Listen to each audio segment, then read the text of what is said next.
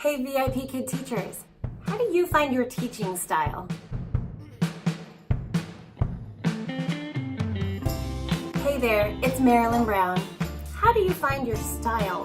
I mean teaching style. What is a teaching style? I have a mirror right below the camera level, so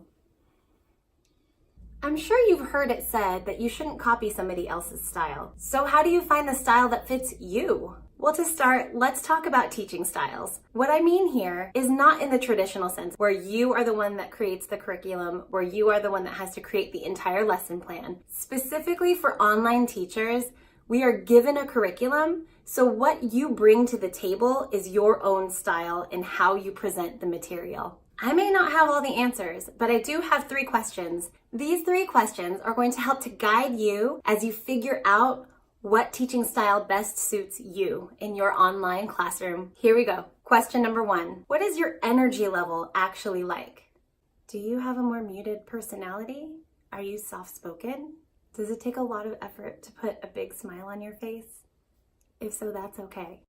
Obviously, it's really easy for me to be loud and smile really big because that is my personality. Maybe you are more like me, a little bit more animated. I just recently switched to having a standing desk so I can actually jump and everything. It's amazing. I don't know why I was sitting down. Or maybe you're somewhere in between. So wherever you land on that spectrum of high or low energy, own it. That's who you are. And that's wonderful. Do not try to be like something you are not. I do have a tip here. Wherever your energy is, find your top and bring that every class. This is where you get to shine. Let your personality really influence what you bring to the table. I mean, you definitely want to be adaptable. Depending on what your student is bringing into the classroom, you always want to start by matching the rapport so that they can warm up to your personality. One way to make sure you're bringing the right amount of energy to your class is to smile.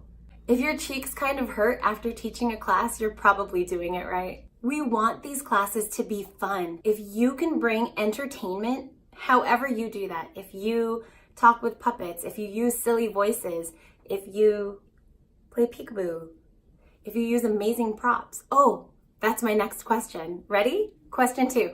What types of teaching tools appeal to you? This question might seem a little bit unrelated to your style, but it will actually help you to decide what you want to do in your classroom. There are so many ways you can teach the curriculum. Often what we see is people using all types of different props. I personally love this. I have 3 boys. They have a ton of toys and they all become my props. So maybe that's you. You just want to use all the things. It'll keep your students wondering, what is teacher going to bring to class next? Does she have an elephant in there? On the other hand, maybe you are a prop minimalist. Maybe you would like to just use what's on the slide so the students can focus on the curriculum. Maybe you're one of our traveling VIPKid teachers. You don't have to bring a whole bag full of props with you. As long as you've got your dollar store whiteboard and a dry erase marker, you're probably good. If your style is to be a minimalist, teach me your ways. I have so much stuff. Maybe you know how to draw simplistic drawings that get the idea across. That's amazing. Even if you can't draw, you can always use TPR to show a bike. You get to be as creative as you want here, or you can use what somebody else has already done. Or maybe you are one of our super tech savvy teachers. In case you haven't heard about this yet, I'm gonna give you the skinny on the best digital props that you can find. A team of people has created a free resource for you VIPKid teachers, and it's all on the platform of Google Slides.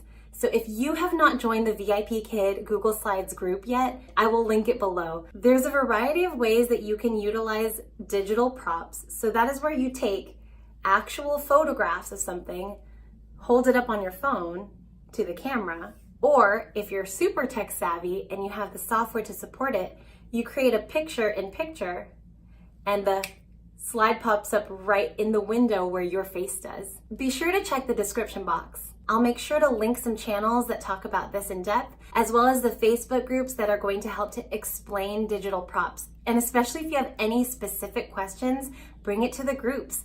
There are so many experts in there. We're here to lift you up, teacher. We want you to succeed because when you do well, we all do well.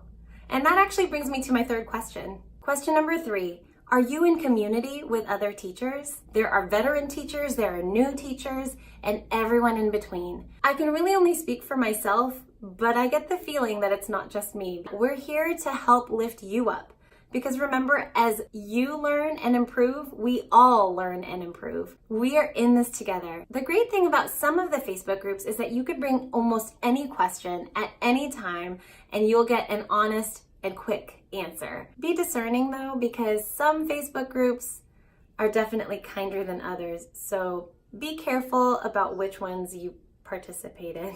I have found 3 that I absolutely adore, but that's a totally different subject. So find your teacher community. If you're on Instagram, come find me. If you are in a Facebook group, come find me. I want to see you. I want to say hey. As you are refining your style, it's so important to bounce ideas off of other teachers or to ask, hey, what did you do to teach this slide? I'm stumped. Reach out.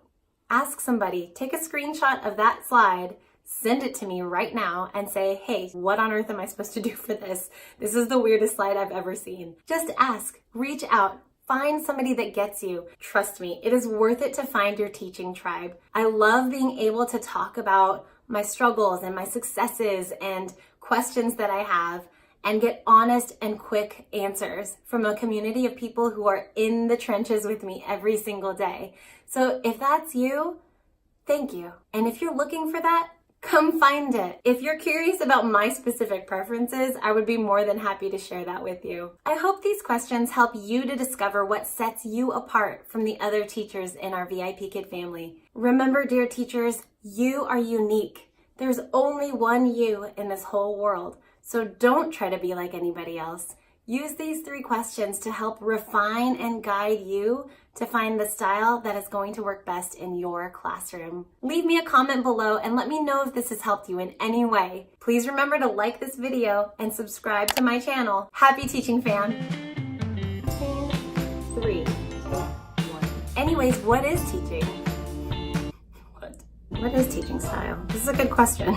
Take 2. I have a mirror right below the camera level, so very excitable, probably an extrovert, definitely outgoing.